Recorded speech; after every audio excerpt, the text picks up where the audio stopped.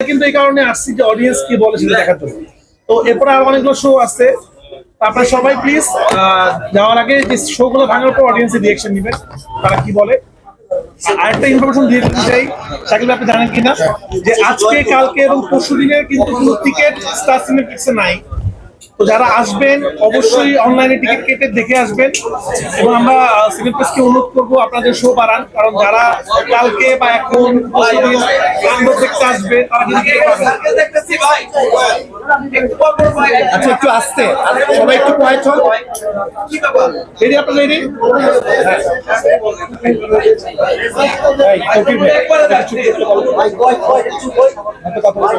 সবাই চুপ করি প্লিজ।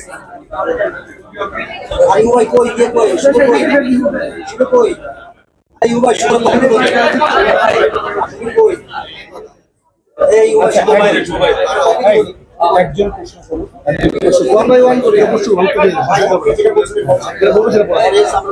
আচ্ছা ভাই, আমি যেটা বলছিলাম, অলরেডি আজকে এবং কালকে পরশু দিনের টিকিট শেষ হয়ে গেছে, সিনেপ্লেক্স শো বাড়াচ্ছে। তো আমরা অডিয়েন্সকে বলবো যারা বাসা থেকে তাণ্ডব দেখার জন্য বের হবেন ফ্যামিলি নিয়ে, তারা হয়তো হলে এসে আপসেট হতে পারেন যে টিকিট নেই।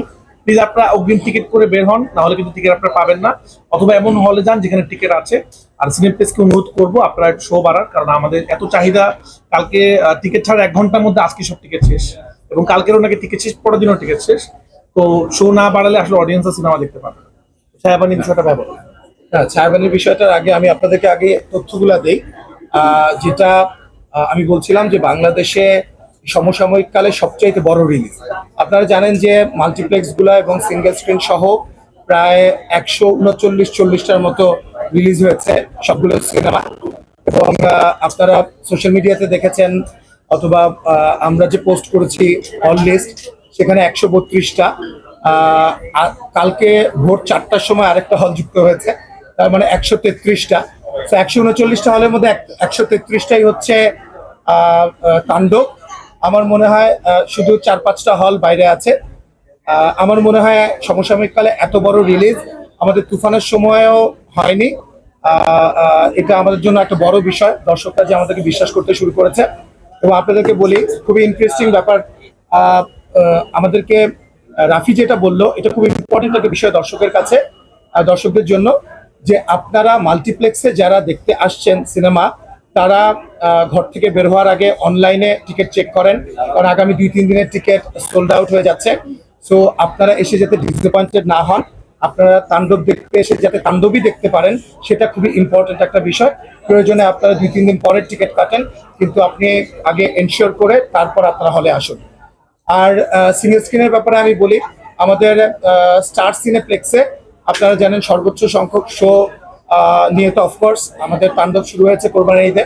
কারণ কোরবানি ঈদের সময় জানেন আপনারা, ঈদের দিনটা সকালবেলা সবাই ব্যস্ত থাকে কোরবানি নিয়ে। সো স্টার সিনেপ্লেক্সে এই বসুন্ধরা শাখার প্রথম শো ছিল 4:20-এ।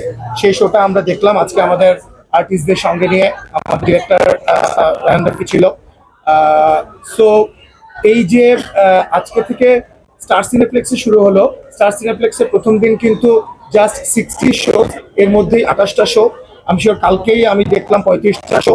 আমার মনে হয় আস্তে আস্তে বেড়ে যাবে। তো 7টা আউটলেটে এই শোগুলো। এছাড়াও লায়নে আপনারা জানেন আজকে 3টা শো, কালকে আমি দেখলাম 5টা হয়ে গেছে, টোটাল 8টা শো এর মধ্যে। ব্লকবাস্টারেও আপনার অনেকগুলো শো। সো এই 9টা মাল্টিপ্লেক্স বাদে আমাদের যতগুলো সিঙ্গেল স্ক্রিন রয়েছে, সেই সিঙ্গেল স্ক্রিনগুলো